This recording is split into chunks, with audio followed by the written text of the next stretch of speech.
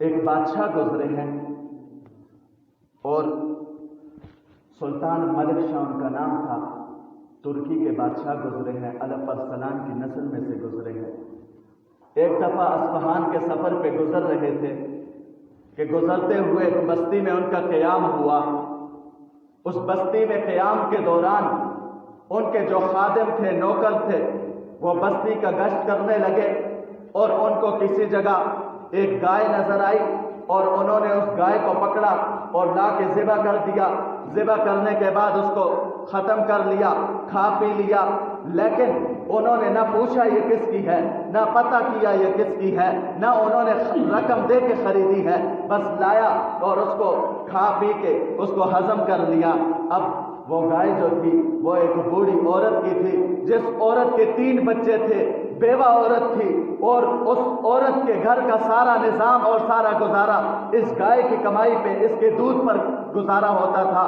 وہ اس کے دودھ کو خود بھی استعمال کرتی اور اسی کو بیچ کر فروخت کر کے اپنے بچوں کا پیٹ پالا کرتی تھی۔ اب وہ جب اس بوڑھی عورت کو پتہ چلا کہ میری گائے کو تو کسی نے ذبح کر دیا، جب دائیں بائیں پتہ کیا تو اس کو پتہ چلا سلطان ملک شاہ کے جو نوکر ہیں، اس کے خادم ہیں، انہوں نے اس بوڑھی عورت کے گائے کو لیا اور اس کو ذبح کر کے وہ کھا گئے۔ وہ عورت بڑی پریشان ہوئی، پوری رات اس غم میں گزاری۔ اب رات کو سوچ رہی ہے، خدایا میں کیا کروں گی، میرا تو کوئی اور سہارا بھی نہیں، میرے پاس یہی سہارا تھا اور اسی سے میں کماتی تھی، اسی سے مجھے رزق ملتا تھا، میں اپنے بچوں کا گزارا چلاتی تھی، اپنے بچوں کا پیٹ پالا کرتی تھی۔ خدایا اب میں کیا کروں گی، میرے پاس تو کوئی اور سہارا بھی نہیں۔ اب سوچتے سوچتے دل میں خیال آیا کہ جا کے میں خود سلطان سے بات کر لیتی ہوں۔ سلطان کو رب نے جو بادشاہت عطا کی ہے، اسی لیے تو عطا کی ہوگی کہ وہ غریبوں کی داد رسی کر لے، اسی لیے تو عطا کی ہوگی کہ وہ لوگوں کی مدد کرے۔ میں جا کے سلطان سے فریاد کروں گی، سلطان میری بات مان لے گا۔ صبح ہوئی، صبح وہ عورت اٹھ کے گئی اور بادشاہ کے دربار میں حاضری کی اجازت چاہی، لیکن بادشاہ کے جو نوکر و خادم تھے انہوں نے دیکھا بوڑھی عورت ہے اور ایک پرسان حال عورت ہے، پراگندہ حال عورت ہے، انہوں نے اس عورت کو بادشاہ کی عدالت میں جانے کی اجازت بھی نہیں دی۔ اب یہ عورت وہاں سے مایوس ہو کے واپس گھر آئی اور پھر سوچنے لگی اب مجھے کیا کرنا چاہیے۔ اب گھر میں جب آ گئی، گھر میں پھر کسی نے اس کو بتایا کہ کل سلطان جو ہے، سلطان ملک شاہ، وہ اصفہان کے پل کے رستے سے سفر کرے گا اور شکار کے لیے جائے گا۔ تو عورت نے سوچا کہ جب وہ شکار کے لیے جائے گا، میں رستے میں بیٹھ جاؤں گی، میں اپنی فریاد رکھوں گی، میں اپنی جو میری حاجت ہے، جو میرا کام ہے، جو میرا گزارا نہیں ہو رہا، میں بادشاہ سے عرض کروں گی، بادشاہ میری بات کو مان لے گا۔ اب وہ عورت صبح ہوئی، اصفہان کا پل ہے، ایک نہر ہے، اس کے اوپر پل ہے، عورت جا کے اس پل پہ کھڑی ہو گئی۔ اب کچھ دیر بعد اس نے دیکھا بادشاہ کا، سلطان ملک شاہ کا قافلہ وہاں سے گزرنے لگا۔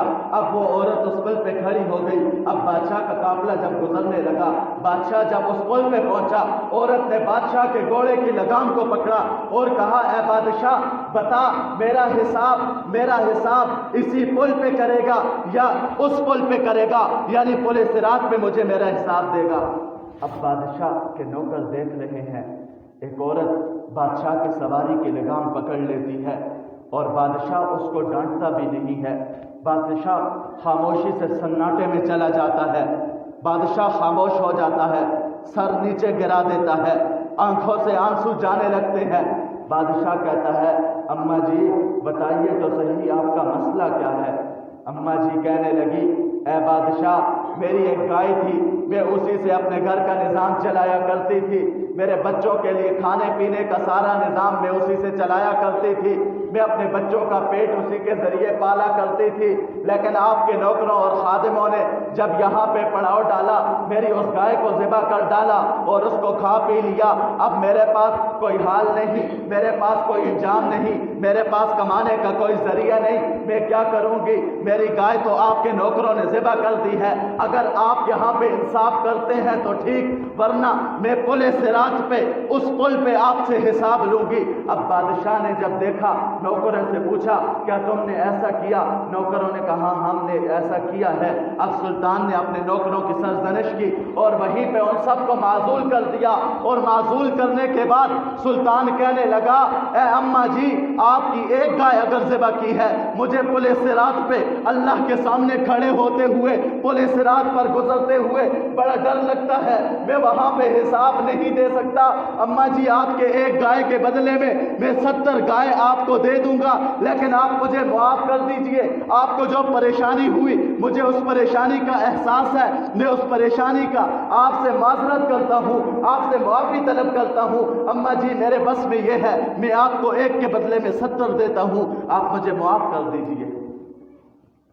तो उस बादशाह के सामने, अलैहिस्सलाम के इस बेटे सुल्तान मलिक शाह के सामने आखिरत की जिंदगी थी, क़यामत के बाद वाली जिंदगी थी, पुल सिरात पर से गुजरने वाला मंजर था। जब वो मंजर सामने था, फिर उस बादशाह ने उस बूढ़ी औरत को डांटा नहीं, उस बादशाह ने उस बूढ़ी औरत के लिए कोई सजा नाफिज नहीं की। उस बादशाह ने उस बूढ़ी औरत का फैसला उसी पुल पे किया, वरना अगर दिल में ईमान ना होता, अगर आखिरत के बारे में सामने मंजर ना होता, सुल्तान कहता, अम्मा जी जाओ, जहां फैसला करवाना है करवा लो, मुझे कोई भी तुम्हारी बात मुझे नहीं सुननी। लेकिन जब सामने आखिरत का मंजर है तो फौरन कह दिया, मुझे अल्लाह के सामने खड़ा होने से डर लगता है। कल क़यामत वाले दिन मेरे सामने एक बूढ़ी औरत आए अल्लाह ताला की अदालत में और कह दे, अल्लाह, एक बादशाह ने मुझ पे जुल्म किया है, मुझे इंसाफ चाहिए, तो फिर मैं क्या करूंगी। अब उसी बादशाह ने वहीं पे कहा कि मैं क़यामत वाले दिन फिर क्या करूंगा, वहीं पे उस औरत का हिसाब चुका दिया और अपनी आखिरत के इंजाम से बेजार हो गया। तो जब आखिरत हमारे सामने होगी तो फिर हम यूं फैसले करेंगे। और इसी तरह एक और